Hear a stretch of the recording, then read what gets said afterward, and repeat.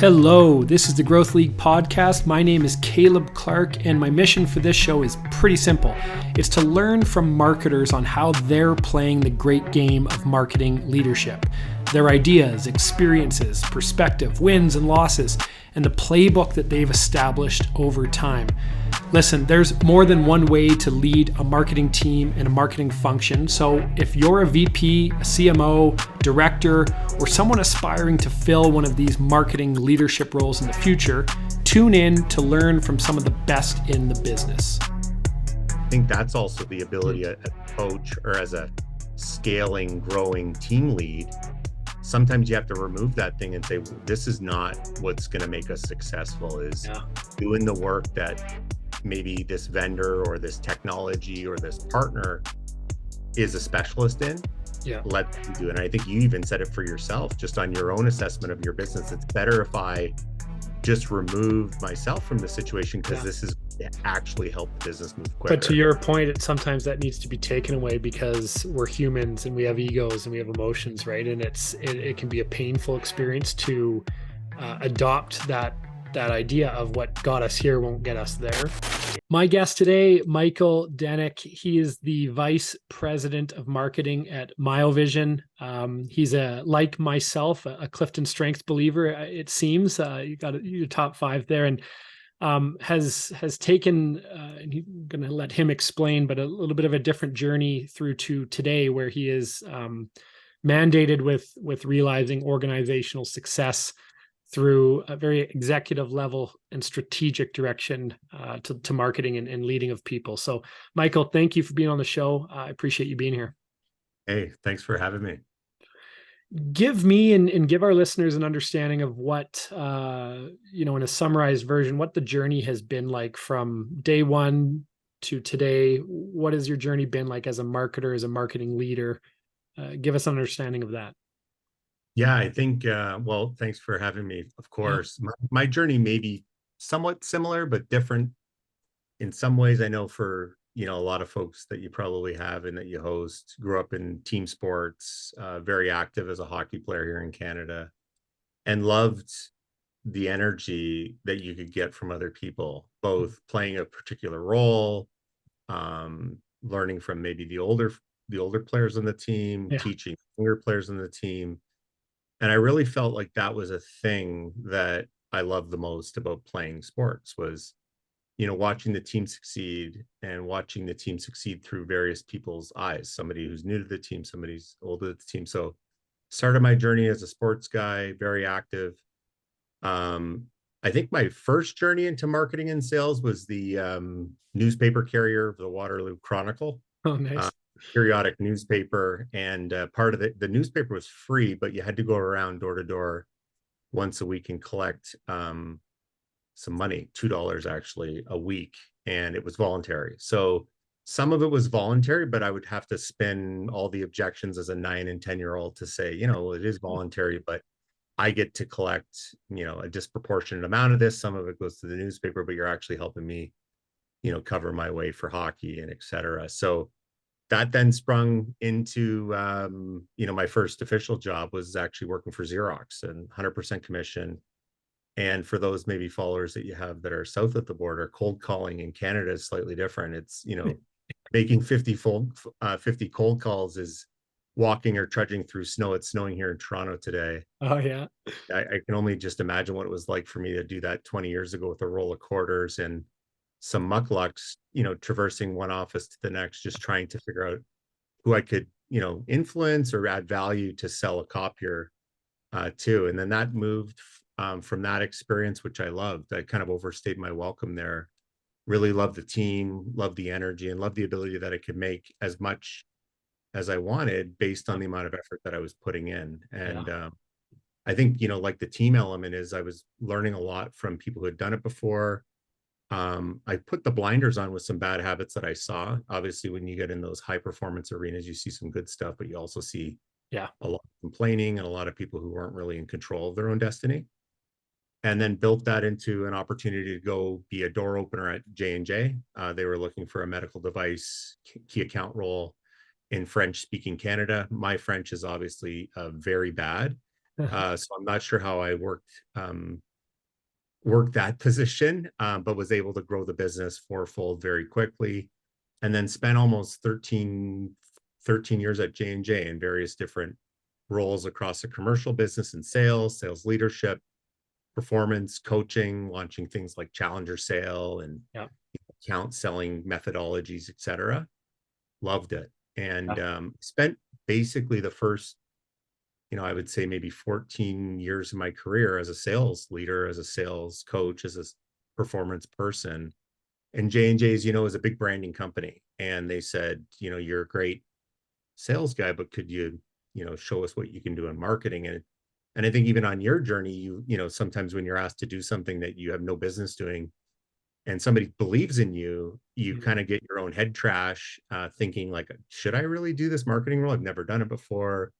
I thought I was a salesperson and a salesperson only, but with the belief in myself and the belief that others had in me, I gave it a shot. And I was fortunate to run two different types of businesses. One was for prostate cancer, a therapeutic area that Oh, J&J was invested in. So, as a man, yeah. men's health, it was pretty easy to get excited about how to bring that product to market and tell a story for that, Yeah. all the way from market definition, market research, spending time in clinics across Canada, working with urologists to learn more about the needs and gaps that they have, as well as patients with prostate cancer. Yeah. And also worked on bringing a product to market for treatment resistant depression and suicide ideation, which was launched and approved, and thought everything was great and growing like crazy. I was expanding my career, and I kind of got to the point where I realized, what do I really like doing? And there was an opportunity that came up to be a sales leader, try it in kind of a new area in technology. And I went over, kind of took another jump. Somebody believed in me, somebody who's a big super advocate of me, somebody I believe I started my career with at Xerox, said, why don't you come over and help me with the sales business, which is SaaS at this company at the time called Vision Critical. Okay. And I hadn't really sold SaaS, but I bought SaaS for the Right. last 14 years at J&J, and I built marketing plans, and it felt like it was a good fit, and actually loved it. Loved the energy, learned a new set of languages, learned a new set of skills, and then flipped that experience. Again, being a sales and marketing guy, I had the opportunity at Mio to be the head of marketing here. Again, never been a VP of marketing before. And, maybe from your own past, Caleb, you've heard this phrase, but it's what got you here won't get you there. And Totally. I'm a big believer in that I'd never been a VP of marketing, but I've run a brand, I've done market segmentation, I've done research, I've done forecasting. So the sum of the parts are there. And I had the faith again from people that Yeah. believed as much in myself as I did in myself to take it. And that's where I am right now, just That's building and scaling this technology company here in Canada. awesome. My first natural question based on that is, do you um have you identified any advantages that you now have as a marketing leader, having experienced the sales side of things? How much is that directed or informed or maybe even improved, if you've been able to measure that, your ability to show up as a marketing leader, understanding that it's one holistic process for the end user, and oftentimes the gap between those two functions is the reason why these systems fail. Tell me about how you've leaned on your sales background for being a marketing leader today. Yeah, well, I think you said like Gallup Strengths Finder is a big one, and for me, it shows up. I think it's in my top 10, but empathy is the one that I try to lead with. You become wildly empathetic, whether you're the person carrying the bag or the person telling the story, to at least have the humility to ask, or sit beside somebody or ride along and learn. And I think that's the key for me as a marketing leader. Now I do um allow for the sales team to really believe that they can trust me, Yeah. that I'm to win, that we win together, that there's utility in how we go out to market together. So I think that is, a unique value that I bring to the business, that I've really been proud of, sitting right next to the high performance red-blooded sellers and say, like, what, that's all great, but like, what are your needs and gaps, and how are you going to get to that new increasing number? And Yeah. they believe that I actually want to help, or they believe that I really want to lean into the problem. So I think it's leading with empathy, demonstrating humility. I don't have all the answers, but again, back to that kind of team analogy. I believe we get the the opportunity to work together to put the right teams in place and really identify who needs to be in that room, Yeah. make sure that we go out together. And I think that's a critical lens that I bring to the table. Is even as a seller, I always kind of called, I always just say, do the easy work first, right? Like Right. if it takes like you doing some research or doing some learning or doing some listening, start there and then figure out how you're going to make your phone calls that are going to, Right. land you an appointment. What tends to happen is people do shoot, aim, measure in the wrong order. And then they wonder how they didn't fill their pipeline versus taking a more methodic approach. Right. Even as you're, what I'm sensing a little bit about yourself is as a, type A driver, you don't have to be the most outgoing person. You don't have to be an extrovert to be effective at sales or marketing. Hmm. As long as you're able to kind of play both of those roles, like, introversion, extroversion, thinking, strategizing, and then going out and doing what you need to do, I think is a really good habit that folks should be thinking about. Yeah. Oh, that's awesome. And I relate to a lot of what you're saying with the humility, with empathy, with the leveraging of the rare opportunity we've had with organized team sports at a fairly high level. How much of that transcends or best positions us to be the best we can be at our current roles. I think that's awesome. What would you say? Like everyone has their understanding of what a VP of marketing does, but in your case and scenario, how would you describe what you get paid to do? Like they give you a paycheck and you need to do X, Y. Well, how do you see that? Yeah, I think it's a couple things. Like on at the surface, it seems like I have to, drive demand. Right. I have to drive demand that's repeatable and consistent and that's, you know, hygienic and, Yeah. trusted that it's a real deal that's going to close on the sales side. But I actually kind of try to always simplify things. And for me, it's really about how do we remove barriers, both internally for our ability to do work. Yeah. And that could be on our own tooling, capabilities, partners that we use to help solve problems. Yeah. Even our own head trash. We talked a bit about, sometimes we create these own barriers in our own head. Sometimes you have to kind of work those things out. So, what are those barriers that I can help remove, whether it's at an individual level or a technology layer or Yeah. fund something that's really important? But then outwardly, I look at the same way. Like, what is a barrier that my customer has to acquire my product? So, if it means my website is clunky and the forms are a mess and we don't follow up on it, and that's not a good experience. And sometimes looking at the the business problem both internally and externally helps you to really understand what role you do play. And I think you've probably experienced this before too.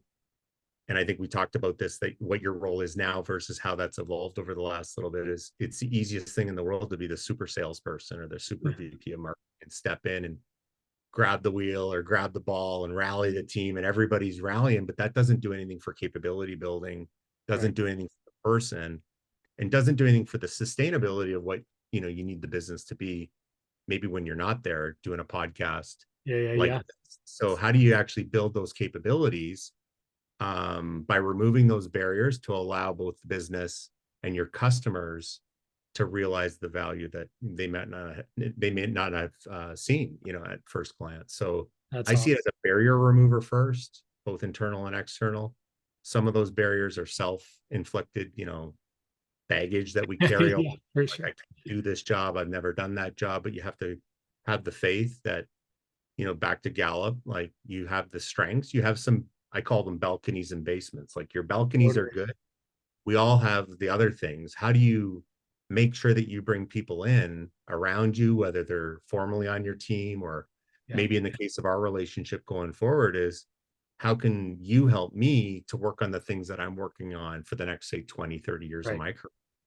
So that Um, whole that all requires the right people in the right seats, whether they're internal, external, where if that's the case, getting things out of those folks' way becomes a critical success factor, and you've identified that.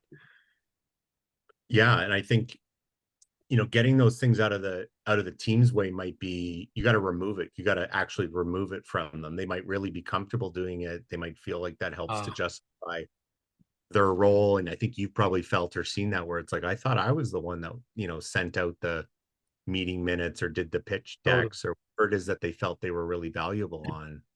Sometimes you need to separate those things, or make the assessment and the decision to move that thing outside. And I think we also talked about like partners, and when you rely heavily on trusted external vendors, Yeah. as your business scales or as your business grows, you've got more headcount, you've got less headcount, you've got more money, you've got less money. Yeah. How do you build a sustainable business that can oscillate both of those types of dollars Right. that allow you to rely on Caleb or the other, strategic partners that we have to drive something that's better suited by you Yeah. than my team or anybody that I could train over 9 months to even get Right. close to, driving with success. So I think that's also the Hmm. ability as a coach or as a scaling, growing team lead.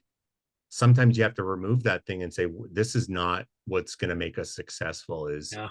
doing the work that maybe this vendor or this technology or this partner is a specialist in. Yeah. Let them do it. And I think you even said it for yourself, just on your own assessment of your business. It's better if I just remove myself from the situation because Yeah. this is actually help the business move But to quicker. your point, sometimes that needs to be taken away because we're humans and we have egos and we have emotions, right? And it can be a painful experience to adopt that idea of what got us here won't get us there, and That that individually as well.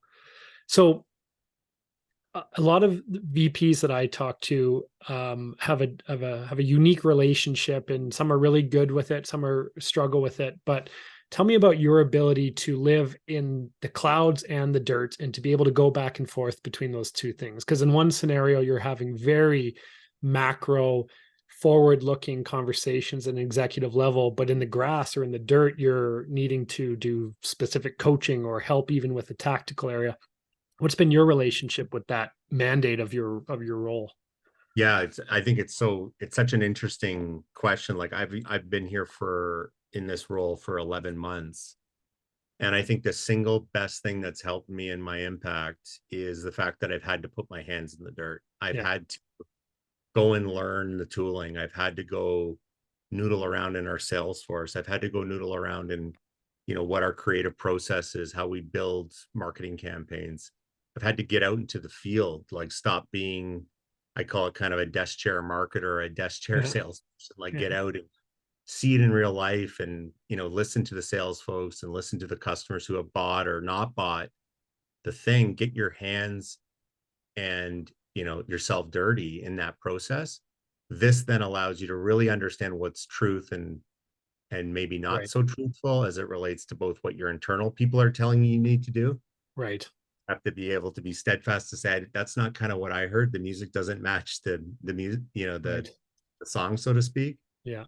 I think that's the part where you really become more steadfast in what's required to remove a barrier versus something that isn't really a big deal. And one of the things, just as an example with this role, we've gone up and down as far as people coming in and out of the business just based on growth and, Yeah. some of the new trends within the marketplace. And as a result of that, I was essentially running social media through all social channels. I have them on, my LinkedIn, I've got them Yeah. on Meta, I've got them on Google. And for the first time in my career, I'm trying to figure out, geofencing of a digital campaign with SEO in a sense, and have never done that. Always been able to rely on a third party or a vendor. But as you know, when you're in these businesses that are scaling, sometimes it requires you Yeah. to be the strategist. So I know what I want to say, I know who I want to say it to, but I look around the room and the room's empty, and it's kind of me to Right. basically realize that and drive and execute that, or it's not going to happen. So I think that kind of goes back to the empathy, the humility. I also don't want to download that to somebody on my team if it means I'm taking them away from something that they need to be focused on. Right. Or their In zone of fact, genius or whatever that is. yeah, exactly. And then fast forward, it's like maybe a long time for some folks, but 11 months. I'm only now able to pivot to more of a bias as the team's being settled, the team's being structured. I've Right. got, to your point, the partners that we've got that I'm reliant on to help deliver. Now I'm able to really start to pivot quickly to like long-term strategy, what's the Miovision, Right. long tail that we can really go out and articulate in the marketplace. But it takes a bit of time to get in the muck, know what's truth, and really allow me to understand everything from the product development cycle, how our tools work, our customers, and then make decisions at the point I'm at right now in the Yeah. direction I need to go. That makes total sense. You talked about the empty room, looking having to get into the social channels yourself, looking at the empty room.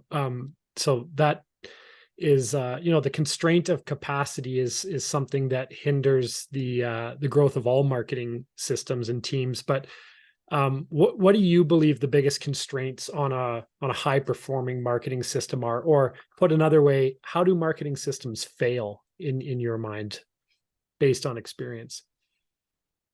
Yeah, I think it's kind of like, to me, I think the marketing systems fail when you're kind of you're in your own vacuum, you're in your own cone of satisfaction, or you're just sitting there kind of like doing Yeah. your job, checking your box, and you're delivering the social, but you're not really opening the aperture up of your work. And I think, big companies, small company, I've been fortunate to work with, like, J&J, which is a Hmm. big blue chipper, Global. down Yeah. to like a smaller, Canadian. Last two tours I've had are Canadian privately held tech companies under Yeah. 20 years.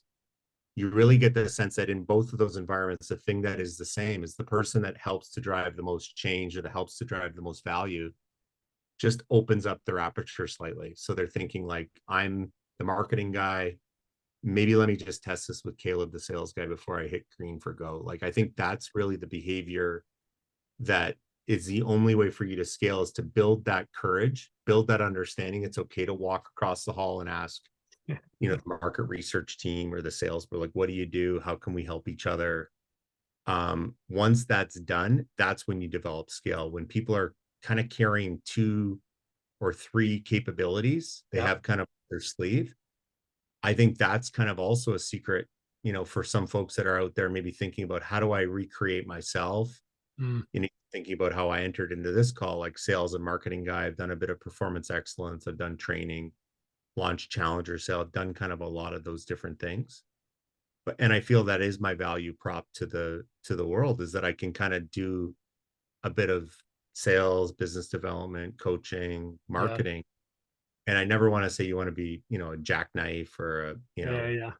but I think Generalist. that's, but I think you want to be a bit of a super generalist. You got to be able to do more than one thing. And the value for us as individuals in relationships at work or at home, nobody's ever going to want you to just, buy groceries at home. You got to do groceries, you got to do Right. laundry, and you Right. got to contribute, right? So maybe that's a bad analogy, but the idea here is like the same No, it thing at makes work. sense. Like, you got to be a coach, you got to be a good citizen, you got to help us strategize about what's to come next, like all of Yeah. those things, what we expect. And I think maybe something you touched on too is just like, what is the expectation I have for Caleb? Like, I want you to Right. come in here and do an individual contributor role, Yeah. which by all accounts might seem on the surface like a pretty, you're in the trenches, you're kind of doing the individual contributor Yeah. work, but empowering that individual to be on the lookout for innovation, be on the lookout for efficiencies, be on the lookout for maybe a small barrier, like we had talked about, a Yeah. small block that's getting in the way of the business. It's the only way that Caleb's ever going to grow the business that you need to grow, is that you fully empower the 30, 40 to 500 employees that you have. Everybody's looking out for each other. Everybody's Yeah. looking out for these barriers. And that's, I mean, we haven't even touched on it, but that to me is culture. Like, that's an expectation of performance. That's an expectation we have on each other. And you almost don't need to say it. It's just like, that's what I expect of, you Yeah. and the team, is that, I want you to flag this stuff for me, because this is what we're going for. Here's the Yeah. objective that I'll share, which for us is, we got to grow the business. We want to grow internationally. We want to launch new Yeah. products. There's dollars associated to that. There's countries associated to it that are very objective. Yeah. We got to all hold hands on it. And I really want to make sure with my marketing team, we hold hands on it, but we celebrate it too. Like, Yeah. sometimes some of the misses in marketing is, we talk about, the brand and how the brand's performing and what it makes you feel like. Some of those things can be measured, some of those things Yeah. can be objectively defined. And I think as a marketer, the more we can do that, the more we can anchor the work or the thinking against what it's going to deliver, the stickier it gets and the harder it is for somebody to see it and say, I don't, Caleb, I don't believe you. Yeah. Versus like, I think we did a good job launching the product. It's Yeah. never going to fly. How do you anchor it against an objective outcome? I A think that's business case. Yeah. business Well, case or revenue or share, or somebody said this 10 times about our company.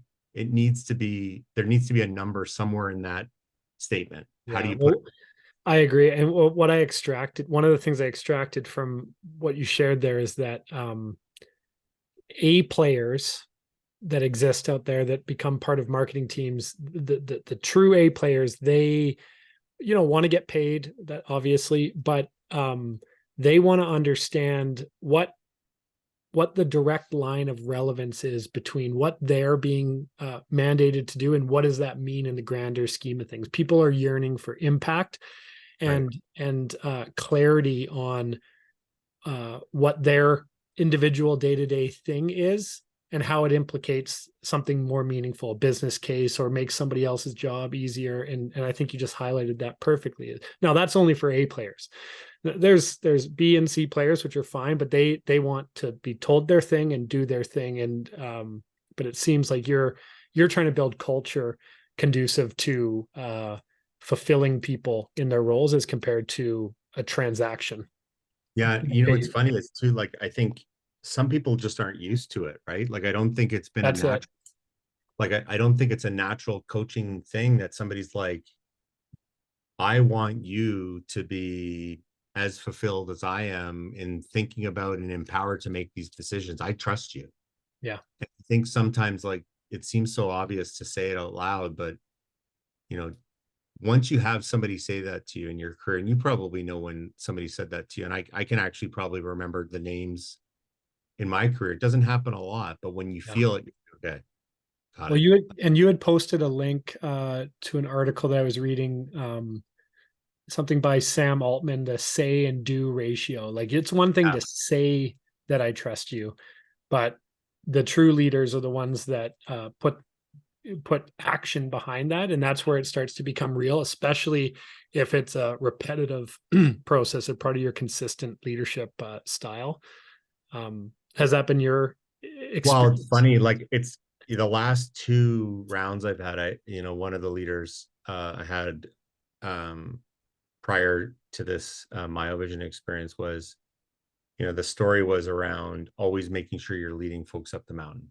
Yeah. So it's easy to say like we got to get to the top of this thing, but sometimes you got to Be drag there. folks up, and you got to model, and you got to trudge, and you got to keep your mouth shut. It sounds so cliche, but I would never expect anybody to do anything that I wouldn't want to do. Or Yeah. to your point, like get your hands dirty and figure out, there's a bit of minutia here. I don't want to do this a lot, Yeah. but for the time being, I'm fine doing it. But say-do ratio is the same thing. It's like, we're going to go up this hill, we're going to burn the boats, and Yeah. we're going on shore. And if we Totally. do that with conviction, that's when people believe, and that's when people see the leadership, and they're going to say, okay, yeah, I have no idea where we're going, and but I believe in Caleb. I believe in what you're saying, and because you're showing me how we're going to do it, that's what empowers the team to really realize they're part of something, that they're contributing to something, versus a lot of talk. When you have folks that are just saying a lot, I can be verbose, I get that. But when you have people say a lot and they don't do Yeah. anything, that's when it's that those things start to fizzle out real quick, in corporations big and small, for sure. That's awesome. I love it. How do you know personally when you've kind of logged off for the day or you're driving home, so to speak? Like, how do you know whether it's very quantitative and measurable or if it's more felt? But how do you know high degree of certainty if you made impact that day or if you did a good job that day? Do you have anything that you've Yeah, architectured for yourself? yeah. I think we talked about kind of the head trash that you have when you're Yeah. kind of conditioned to be, you're waiting to get cut, or you're waiting to kind of like be on the third line, or you're thinking you're on the third line, or you're Yeah. going to get demoted. That kind of conditioning is healthy and unhealthy in many ways. But I look at it a bit on like, even looking back on the day I had today, lots of really great conversations. So I always try to think about, and I say this to my 3 kids too. Did you make somebody around you better? Hmm. Did you make a room that you went into better? Did you make something better? As long as you're kind of moving a boat or moving somebody or moving the room forward, that's a good day. Yeah. We're going to have days where you can look back and, in a role like this, you know, it's not, I didn't bring in the deal. I wasn't the one that closed the deal. Right. And you have to kind of change your, the value prop of how you kind of look at a good day's work and Yeah. say, it's not about Mike's not landing the big deal. That's not my job. My job today is making the team better, making the room better, making the things around me better. That's going to be the thing that is the currency that helps our business get to where we need to go, which is really what our objective is. So Like, I think it seems pretty easy to say it to a young child, like, who's going to 5 or grade 6, like, how'd you make the room better? Well, I helped, Mike, he was struggling with his math homework. yeah. That's the way to do it. That's the spirit. Actually, one of the things I'm a big believer in is stoicism, and stoicism teaches us the ability to have humility, as well as this concept of David and Goliath. And to teach Hmm. kids the concept of David and Goliath is really, really important. One of the number one rules to start teaching our kids right away is you're allowed to get knocked down. You're allowed to have a crappy day. You're Totally, allowed, man. Totally. you're outnumbered and outgunned and outsmarted and out MBA'd and outspent, and you didn't have anything coming to you, and you don't got the nice car, or whatever's happening to you, you're you're David right now, and that's okay. What are you going to do about it? Right? How do you actually have the resilience and the fortitude to kind of like bite into that? So this concept of stoicism for me in the work world has helped me know, personally, professionally, at home, but also as it relates to being a good dad and just saying like, man, like you're such, you have so much going for you. This is not going to be roses and apple pies the whole way through. Yeah. You're going to get knocked down, and somebody's going to take a run at you, and somebody's going to make up something. Right. Assume you got it. This is the battle that never ends. It's a race that never finishes. So be Yeah. in this like it's a marathon. And I think, I actually have it. The Daily Stoic right here is basically something that if I sadly, I don't have enough time to open it and read a parable, but if I'm ever kind of in a moment like this, like a coaching discussion, you open that thing up and you turn it on a page, it's always going to give you perspective that, that at least changes the head trash or something Yeah. that you're sitting on that's not helpful that day for you personally. Yeah, I really like how it's very clear to me that some of the things you use to improve the way you show up as a person, as a husband, as a father, there's things that transcend into the workplace as well. And so to me, and we only have known each other for an hour, but people on your team, I think, get sort of the full weight of who Michael is as compared to a version of Michael as a boss and a version of Michael as somebody else. And I think that people can see that. That's refreshing. And ultimately, to your point earlier, is like people want to and are willing to follow along when they believe that that person has something of their being in it, not Yeah. just. So I think that's awesome. Yeah. I think, just said maybe another way too. It's like we are constantly slacked, text. I got an iPad, screen, laptop, phone, like it's too much. And the hardest thing for the leader is to just be like, you do a real good job of this, but it's not happening consistently. It's just being present and being like, right here, right now, it's Caleb and Mike. This is our time. And the moment that shows up is also sometimes a bit different. It seems so basic now with how distracted we are. But as a leader or as somebody that you don't need to know anything about marketing or sales or leadership, just to be fully present and engaged in this conversation, especially as this poll has happened, that's forced us to be mostly remote, Right. where Right. you're out west, I'm out east. Yeah. we're kind of used to this new world, but this, if we were kind of working together, we may not meet. You know, I've had people on my team for years and have not met them in person, right? Yeah. So how do you force that presence to, even if it takes you to like turn the other things off, if you're not good with the distraction, Yeah.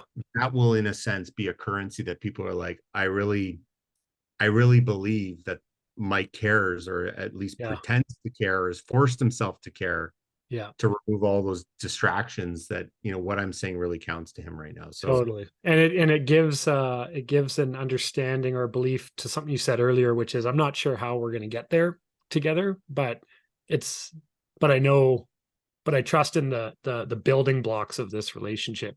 If you're working with a colleague or someone who reports to you, yeah, people need that. They thrive on that. So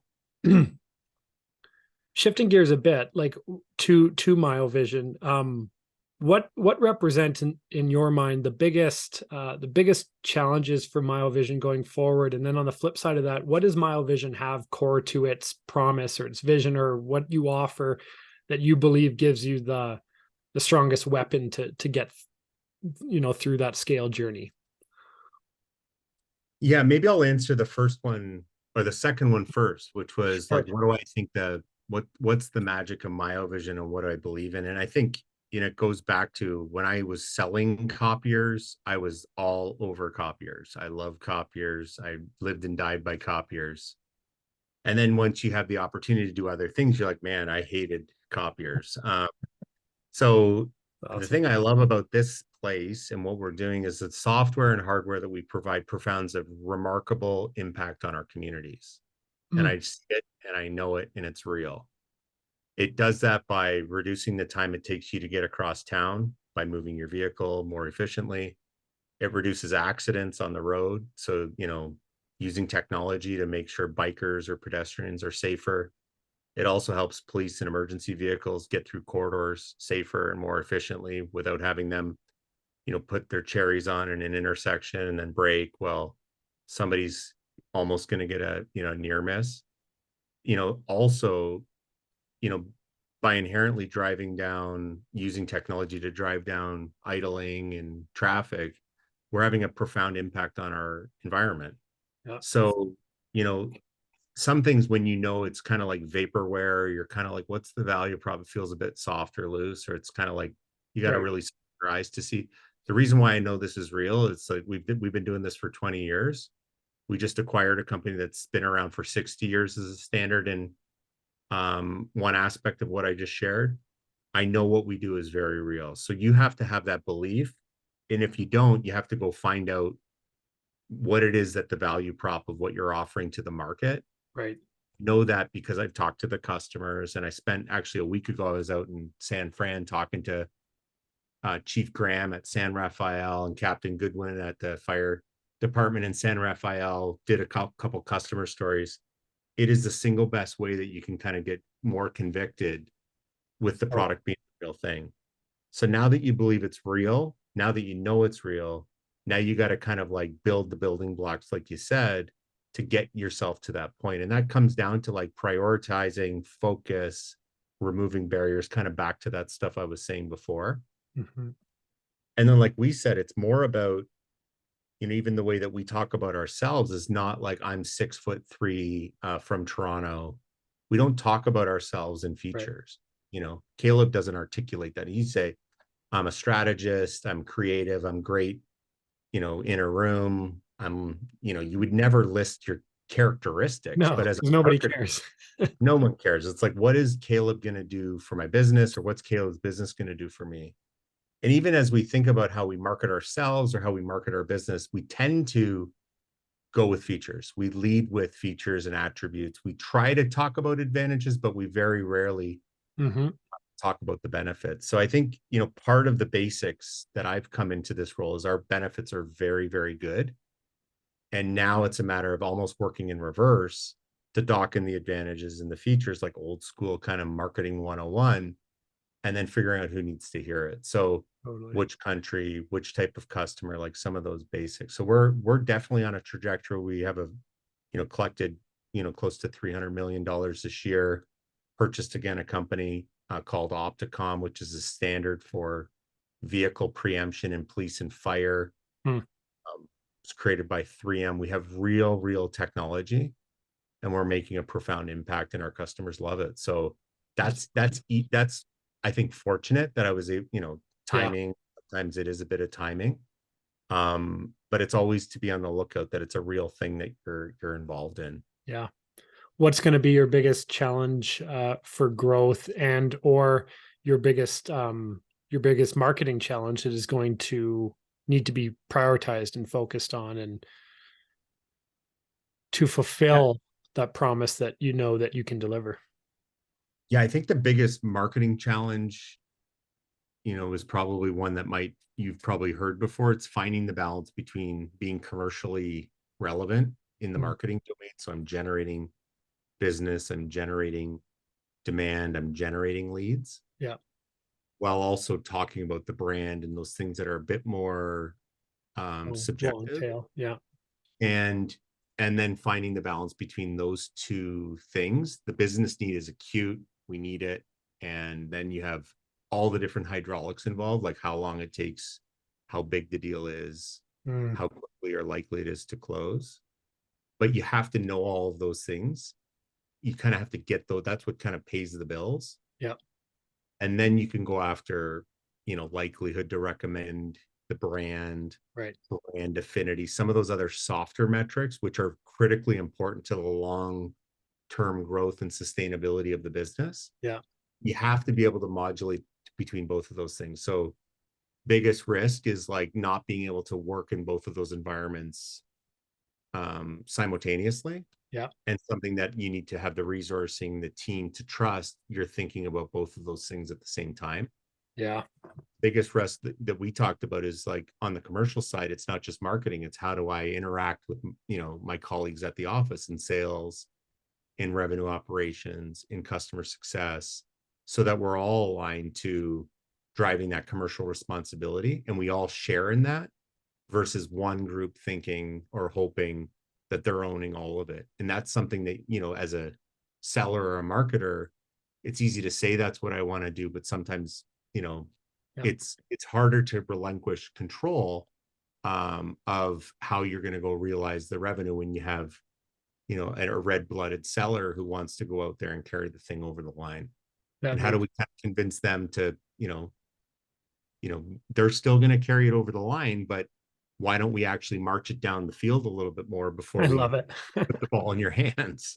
There's an Naturally, easier way. as a football guy, obviously, I love that. That makes total sense. I often think, doing those two things simultaneously, building brand and focusing on performance. I think that you have to be doing both at the same time, but it is that balance. And when you are in the mindset of building brand, really what you're doing is you're making it more cost efficient later to Mhm. conduct the performance marketing stuff. You don't always want to be like, if you're still investing if you're still spending media, and you're increasingly spending media over and over and over again, that means that you haven't established any efficiencies, because you don't have any equity.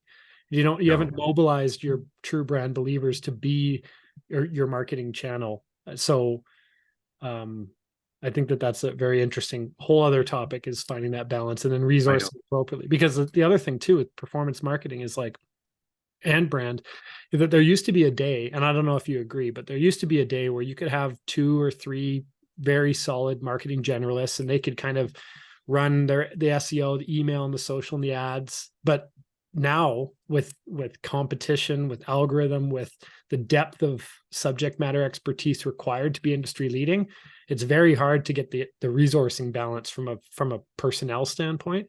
Never mind retention. Like, marketing employees, it's like 9 months, I think, on average right now, and it's a stepping stone department. Yeah.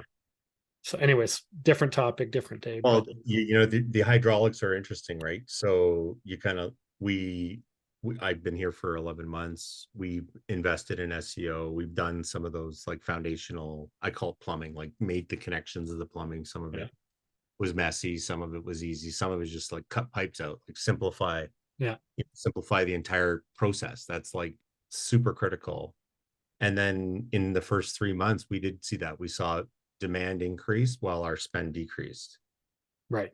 So therein lies, I'm like, the hypothesis works, we're Yeah, basically totally. more focused. So, but it does come, there's a rub there that it's like, well, then next quarter, you need less marketing Yeah. budget. I'm like, well, no, I need to invest it somewhere else, which is also a bit of a rub too, that I say, I want to simplify the process. I want to drive more.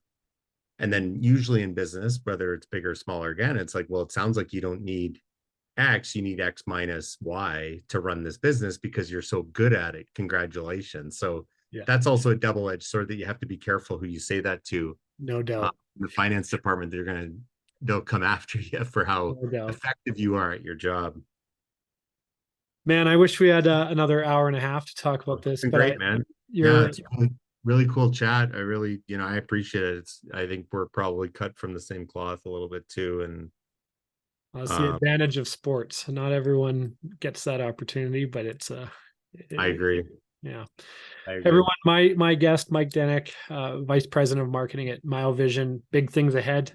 Thank you so much, man. Yeah, love it, Caleb. We'll talk to you soon.